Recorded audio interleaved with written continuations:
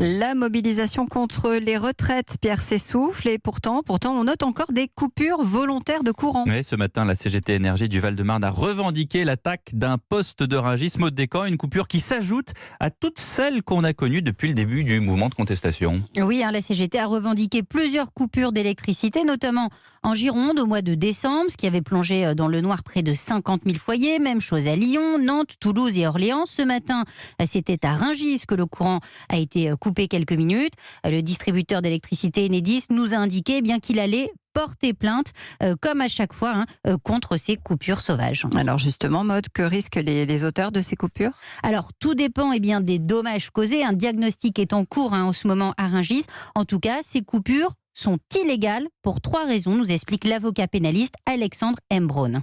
La première raison, c'est qu'elle porte atteinte à la continuité du service public.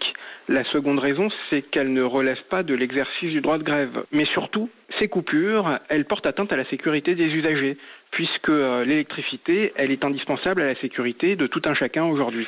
Elles sont donc potentiellement constitutives du délit de mise en danger de la vie d'autrui, qui est puni jusqu'à 1 an de prison et 15 000 € d'amende.